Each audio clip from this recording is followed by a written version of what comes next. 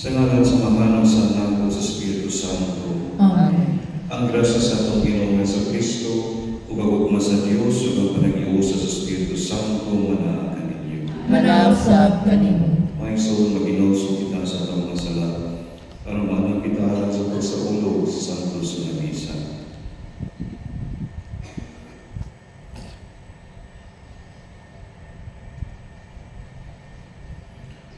Nagakumpisa ako sa Diyos na magkakaroon sa tanan O kanino nagsuon, na nakalapas sa pagkaguyamot, sa una sa pulong sa buhat, o sa walang pagbuhat sa ikinanglang buhaton. Kaya akong sala, busa na ngamuyo ako kang Santa Maria na kanilay-ulay, o sa tanang mga anghel o mga santos, o kanino nagsuon, aron ino ako niyampo sa Ginoong ating Diyos. Kalayan ang kalita sa Diyos na makapagkamong sa tanan o pasaylo sa atong mga sala. Dahil ng tagita niya nga ito sa pinabuhay tayo. Amen. Ginoo kaloy kami. Ginoo kaloy kami. Kristo kaloy kami. Kristo kaloy kami. Ginoo kaloy kami. Ginoo kaloy kami. Magampo kita. O Ginoong Diyos, itugod ka namon imo mga alagad nga kanunay kaayuhan sa lawas ug kalag ug tungod sa pangalan ni Santa Maria kanunay-unay, aga kami latas sa mga kasakit nining kinabuhian, hangtod moabot kami nga nasa kalipay nga walay katapusan.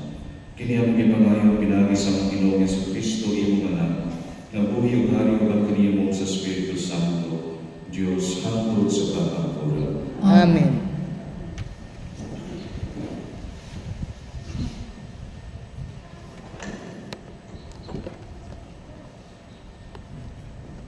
Pagbasa gikan sa kasahon ni Propeta Jeremias. Miingon ang mga pari ug ang mga propeta ngadto sa mga pangulo sa katawhan. Kining tawanan angay silutan sa kamatayon tungod sa iyang isulti batok sa atong syudad. Kamo mismo nakadungog kaniya. Unya miingon ako sa mga pangulo ug sa katawhan. Gisugo ako sa Ginoo sa pagsulti sa tanan nga lalumog ninyo, nga gisulti ko batok niining timploha ug niining syudara. Kinahanglan nga usbon ninyo ang inyong pagkinabuhi ug ang inyong mga buhat ug tumanon ninyo ang mga pulong sa Ginoo nga inyong Dios. Kung buhaton ninyo kini, dili ipadayon sa Ginoo pagpahamtang ang katalagman nga iya utang ipahamtang kaninyo. Karon ania ako ubos sa inyong gahom. Buhata kanako ang inauna ninyo nga angay kanako. Apani baluin ninyo kini. Kung patyon ako ninyo, kamo ug ang tanang mulupyo ining syudara, sad-an tungod sa pagpatay sa tawong walay sala. Kay ang Ginoo man ang nagsugo kanako sa pagsulti niining tanan kaninyo. Unya ang mga pangulo ug ang katawhan miingon ngadto sa mga pari ug sa mga propeta. Dili angay silutan sa kamatayon kining tawhana, kay siya misulti man kanato sa ngalan sa Ginoo nga atong Dios. Apan gipanalipdan ako ni Ahikam, anak ni Safan. Busa wala ako itugyan ngadto sa katawhan aron ipapatay. Ang pulong sa Ginoo. Salamat sa Diyos. Ginoo, diha sa imong dakong ugma tubaga ako. Ginoo, diha sa imong dakong ugma tubaga ako. Palingkawasa ako sa kalapukan. Hinaot unta nga dili ako maunlon, maluwas unta ako sa akong mga kaaway, ug sa kahilatman sa katubigan. Dili unta ako maluksan sa mga tubig sa baha, ni suyupon ako sa kahilatman, ni ang gaho magtakong sa iyang baka, ibabaw kanako. Ginoo, diha sa imong dakong ugma tubaga ako.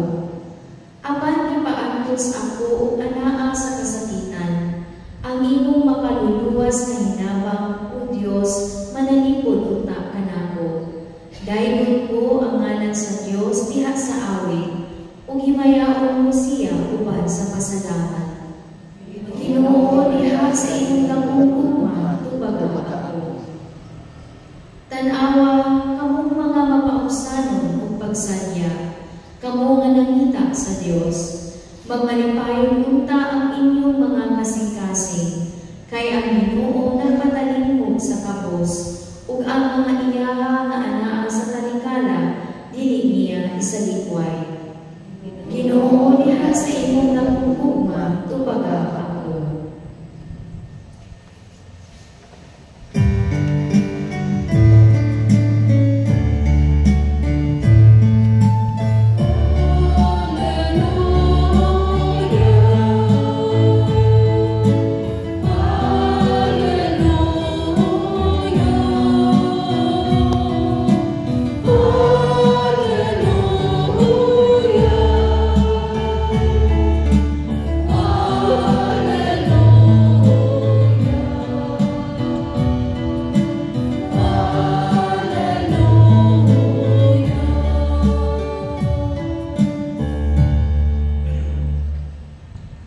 Ang Ginoo manaa kaninyo. Manaasa kanimo. Pagbasa kita sa Santos ng Ebanghelyo sumara ni San Mateo. Himayaon ikaw, O Ginoo.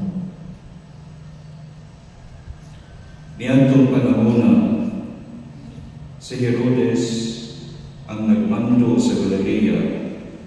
Nakabalita ang tungkol kang Jesus. Siya maugayon si Juan na magubunya nga nabanhaw. Giingnan niya ang iya mga opisyal. Kini ang hinungdan nga kini mga kahuma anaa kaniya. Kay si Herodes mao ay nagsugo nga dagkon si Juan o gapuson o prisohon.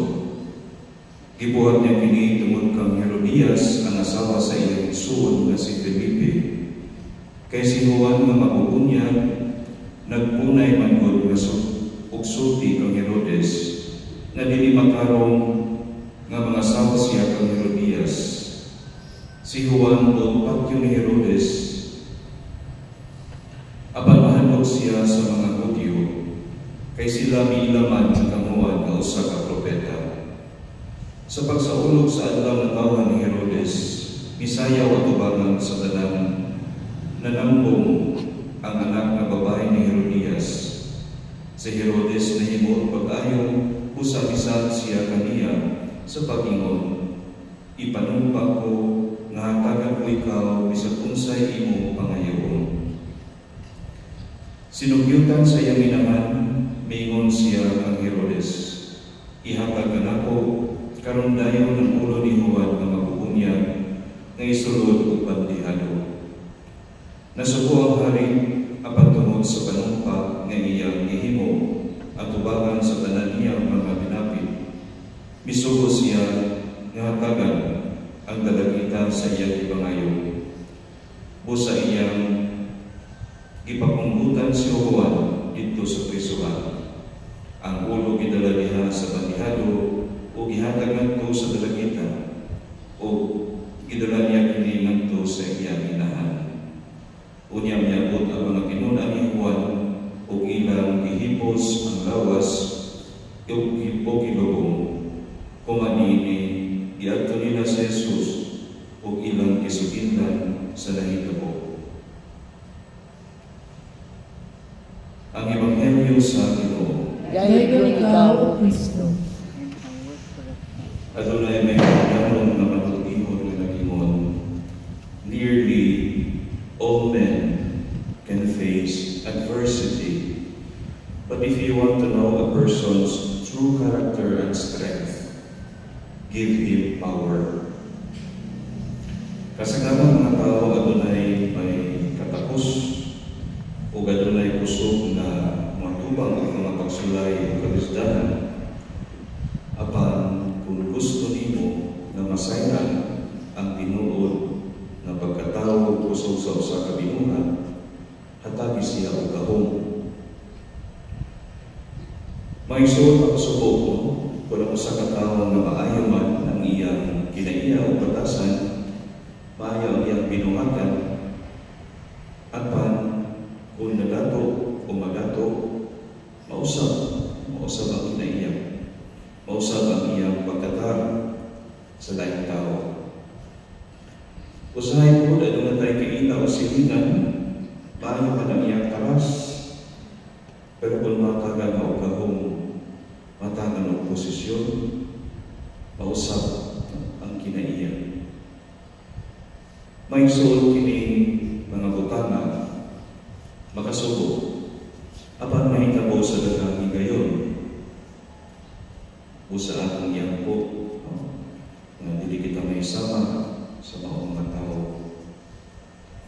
Diya sa Ebanghelyo nga ito na lumong karon, giyatagan kita o duha ka personalidad. Ang usa, hari. Si Herodes, naa siya sa posisyon, aduna siya gahong, apan kining posisyon o gahong iyang gigamit sa pag-abuso. Ang iyang gahom o iyang posisyon iyang gigamit sa pagpahimulos sa laing mga tao. O siya usab mas ipaparan niya ikasulti sa ubang mga tao bahit kaniya kaysa ikasulti sa Ginoo nga kaniya pinaagi sa pagbaro sa pagkatuguran. Ato nanungog na si Herodes nagkasinabi o little remorse. Murag nagpasok siya sa iyang nasulti sa ipangayo ni babae ng anak ni Herodias. Apan, mas ipatigbabaw sa katapusan ang iyang kargo. May patigbabaw ang iyang personal na interest. Ang iyang concern sa ikasulti sa laing tao, hindi sa ikasulti sa Diyos. Mas kibagulan niya ang iyang personal na interest, ang iyang ambisyon, kaysa pagbaro sa kamatuuran. Daghang sa tanan ko, sad to say na ano na yung pagka-Herodes? Sama kang Herodes. When push comes to shove, hindi pag nasa alamanin, sa baro na ito ang kagulingon, maski sa masang pamaagi, maski makatapak kita o tao, maski makabuhat kita o dautan, para lang maprotektahan ang itong kagulingon, ang itong mga personal na interest. Ano na yung mga tao na ready to sacrifice the truth, ready to sacrifice what is good, just as long as one's personal gains will not be compromised, personal interests will not be sacrificed.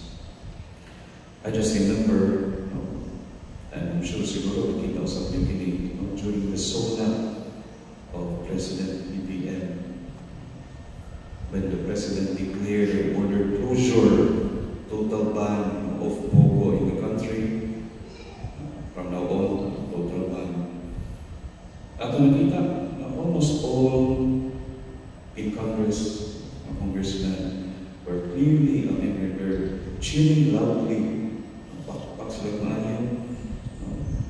They're saying this in support of the change, which is good. Pero, pagkita sa nato, when Pogo was greatly established during the previous administration, the same people were in great support also of Pogo. Balimbing kanya, balimbing. Makita nato ang personal interest sa tao. Willing to bend their principles. Walay baruganan. Basta lang masecure ang ilang personal interest. That's the reality of life. Ito rin mga tao na andang magpagpakaroon para lang sa personal na interest. It's sad, but it's happening. Ang ikalawang klase ng tao, si San Juan, ang magugulyay.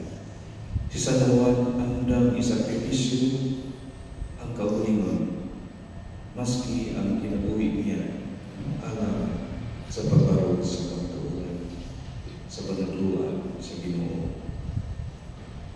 Hinaot mo yung suuna ng magkausapan nato, makasunod mo sa panagitan ni San Juan na mambubunyag. Diha sa iyang pagka-ordinaryo, mibarog siya sa kamatuoran.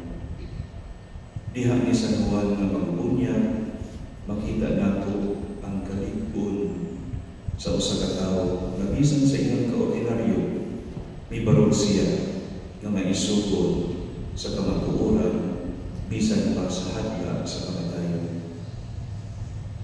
Nakanato ang choice, no? Kanunay kang galungog kining expression, dili na uso ang martir kader, dili na uso ang martir karong panahon.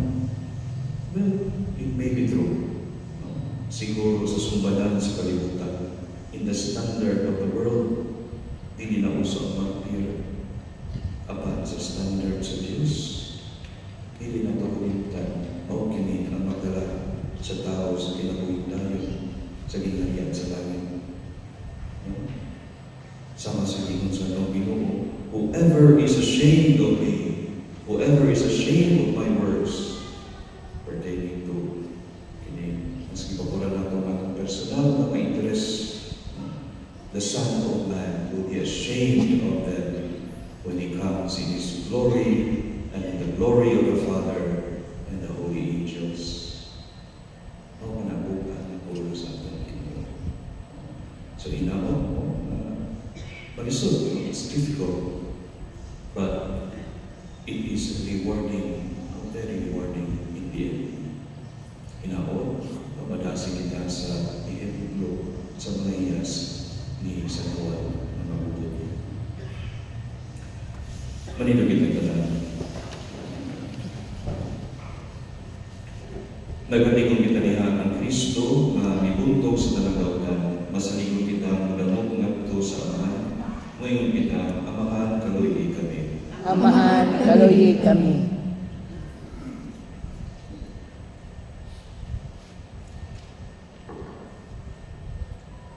Nga ang simbahan, mabago o matinanong mosaksi sa tukmang mga mithi sa kinabuhi, sa ingon matabangan mga tubod o mapabangon, ang nangunlak na kalibutan, mag-ampo kita. Amahan, kaluyi kami. Nga ang nakigubat ng mga nasod, makakaroon pagpuyo diha sa panagpuyon, ug sa pagtinabangay, aron makahulog ang kalinaw sa kalibutan, mag-ampo kita. Amahan, kaluyi kami. Nga sa tibok natong kasing-kasing, musuporta kita aron matuboy ang kamatuoran o mabatukan ang sikretong mga paglimbong sa dautan. Mag-ampo kita. Amahan, kaluyi kami. Nga ang mga masakiton, makadawat sa Diyos ng kahupayan, gikan sa mga tao na nag-atiman kanila. Mag-ampo kita. Amahan, kaluyi kami. Nga imong isipon na tapos makusnanon alang kanamo. Nga ang halangdong Teofilo Pangumon, mabayaw na ngadto sa altar sa mga santos. Mag-ampo kita. Amahan, kaluyi kami. Nga ang mga matumuhog ni taliwa na, makadangat sa tunhay puloy-anan ng isaan kanila. Mag-ampo kita. Amahan, kaluyi kami. Makagagahon mo na Diyos o Amahan, sa paghahalala mo sa among mga pag-ampo, nagapasalamat kami kanimo nun sa imong anak. Nga nagapuyo o nagahari uban kanimo hangtod sa kahaturan. Amen.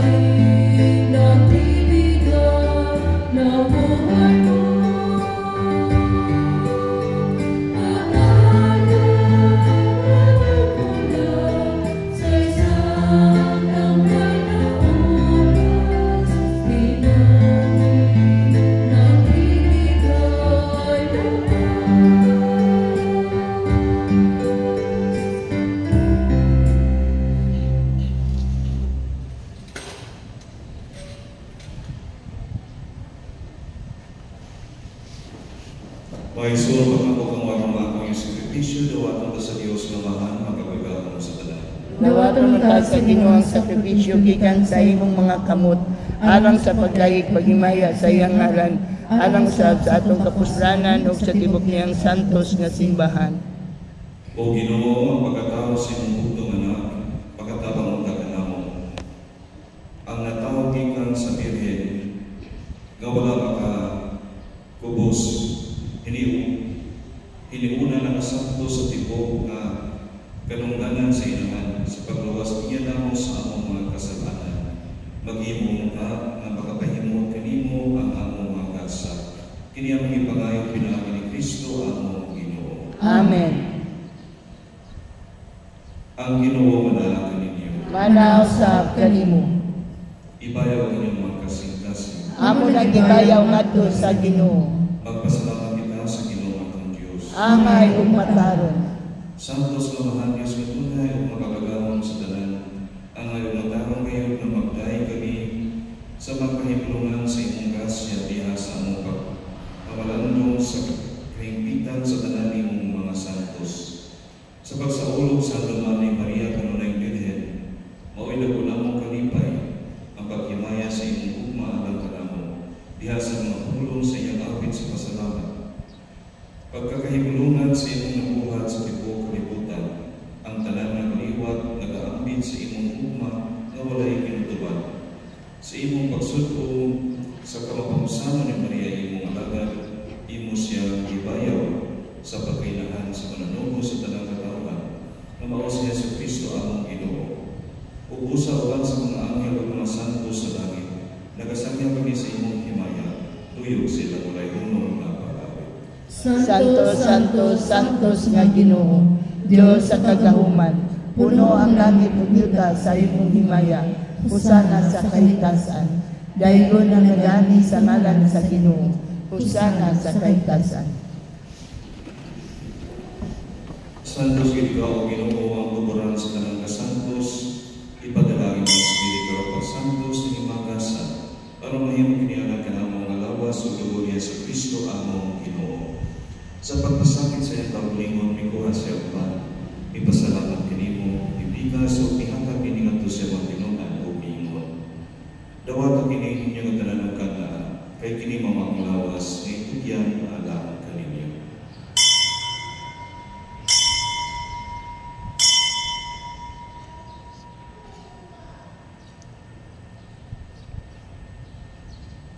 Sa samang pagkitapos sa panihapon, may kuha siya sa kalis, ipasalamat kanimo pag-usap, mihatag kiningadto siya magtinunan o pingon. Dawat ang kini pag-inom pamatanan gikan niini, kay kini maong kalis sa akong dugo. Sa pagtungtunhay ng kasabutan, ang dugong ay ula alang kaninyo ug alang sa tanang mga tao, aron ang masalat mapasaylo. Buhat ang kini ang paghandom kanako.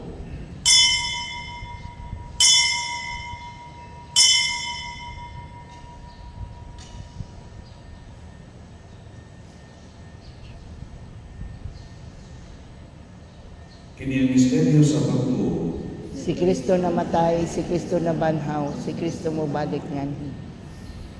Aron paghandom sa kamatayon na pagkabanhaw niya si Kristo, nagahanap kami kanimo ang mahaninipan sa kinabuhi o kami sa kalawasan. Nagapasalamat kami kanimo tungod kay mo kami giisip ng ngayan ng mga tubang o mualagad kanimo. Himuang kami ng mga lawat sa lawas ng dugo ni Kristo, magkahiusa diha sa Espiritu Santo. Hinundami Ginoo ang imong simbahan sa tibok kalibutan. Himuang ang mahimpit kami diha sa ugma. Uban ni Francisco among Papa, ni Julito among obispo sa tanang mga pari. Hinundami asaba ang mga igsoon nga namatay, palaumon nga mabanhaw sila. Ug ang tanan nga namatay sa imong kaluoy, Dada silang tanan sa pagsudong sa kahayag sa imong nao. Kaloy kaming tanan, himuha kaming angyan nga makaambit sa kinabuhi tunhay. Uban ni Maria ang inang kaulay sa Dios, uban ni San Jose iyang bana, uban sa mga apostoles, o sa tanan ng mga santos na nagatuman sa imong kabubuton, batas sa Katolikan. Uban kanila may kamatay kung nabamay ka may himayaon, pinaagi ni Yesu Kristo, imong anak. Pinaagi kaniya, uban kaniya, biha kaniya, ihatagan na kanimo makagagahong amahan, diha sa kayusa sa Espiritu Santo, ang kananong himaya, hantod sa kahaturan. Amen. Gituluan kita ni Jesus sa pagkawa sa Diyos na pamamahan at usap ang lakas kita sa Panginoon. Amahan namo nga nasa langit, pagdaigon ang imong ngalan, umabot ka namo ang imong kingharian, matuman ang imong pagbuot dinhi sa yuta maingon sa langit. Ang kalano namo sa matag adlaw, ihatag ka namo karong adlaw, ug pasayloa kami sa among mga sala. Maingon nga nagapasaylo kami sa mga nakasala kanamo, ug dili mo kami tugyan sa mga panulay. Ginunua luwasa kami sa tanang dautan. Mga ikani mo Ginoo, imo kaming luwason sa tanang dautan. Hatagi kami sa kalinaw ni panahon na kanang tinabangan sa imong kaluoy, mahalikay kami kalunay sa salato na ilayo sa tanang kasama. Samtang nagabato kami nga magaumon sa pagbalik ni Yesu Kristo among mananubos. Kay imo man ang gingharian, ang gahom ug ang himaya, hangtod sa kahangturan. Ginoong Yesu Kristo, naging kasi mo mga apostoles, ang kalinaw ibigin ko kaninyo. Ang akong kalinaw ihatag ko kaninyo. Kaya tanawa ang mga sala, kung di nila pagsaling sa imong simbahan, o sibo sa imong kapubuton, at tanging kami sa imong kalinaw o kahibusan, ikaw nga buhay o hari, hangtod sa kahangturan. Amen. Ang kalinaw sa Ginoo sa kanunay, manaw kaninyo. Manaw sa kanimo. Ipakita ng pakinig sulat.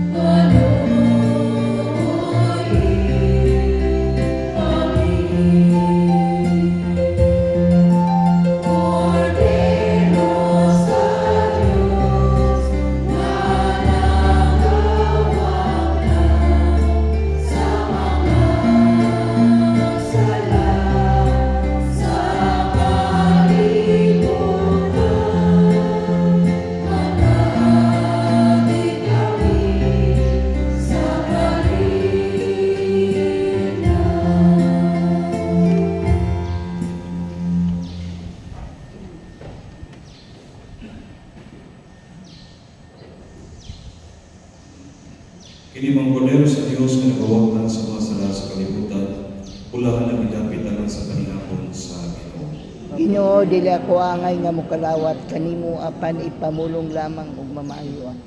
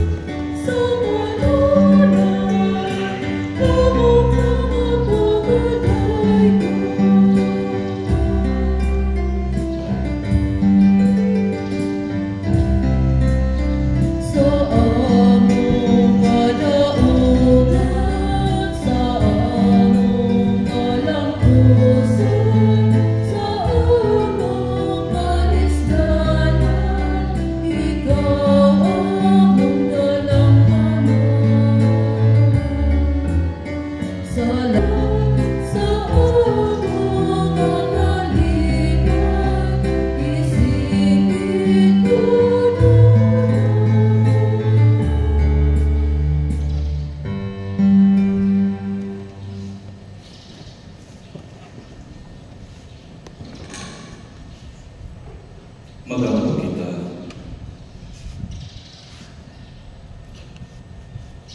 O Diyos, imong ipasabot ka namon ang langit ng Jerusalem pinagi sa itang mong timaan sa imong simbahan. Itubot magulikan sa among pagkalawat, mahimo kami nga templo sa imong grasya, ug nga makasulod kami sa imong himaya. Kini among ipangayo pinagi ni Kristo among Ginoo. Amen.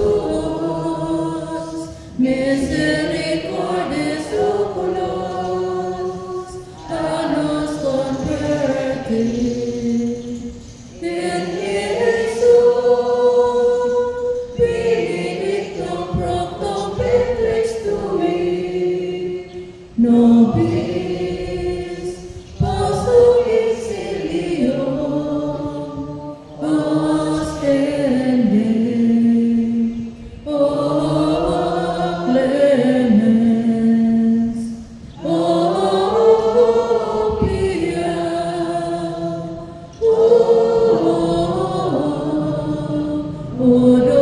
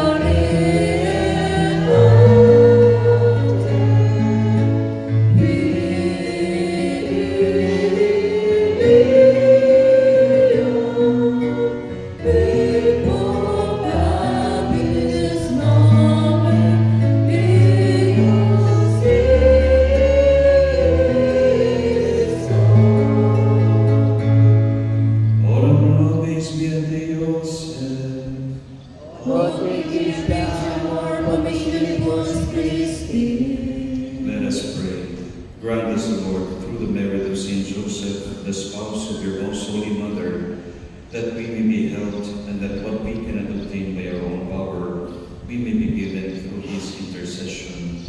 Graciously accept, we ask you, Lord, the prayers of your church, that having overcome all adversities and errors, she may serve you in complete freedom. Almighty and eternal God, source of salvation for all who believe, hear us as we seek the help of your mercy for your sick children, so that after their health has been restored, they may give you thanks in your church.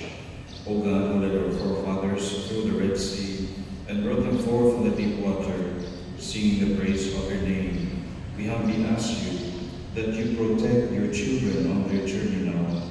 Save them from dangers, give them a firm hope and the strength of your peace. We ask this through Christ our Lord. Amen. Ang Ginoo manaakan ninyo. Manausap kanimo. Manalangin kaninyo ang Diyos ang magagagahon sa tanan, ang Amahan, ang Anak, o ang Espiritu Santo. Amen. Tapos ng misa, dalang kanina o ni Kristo. Salamat sa Diyos.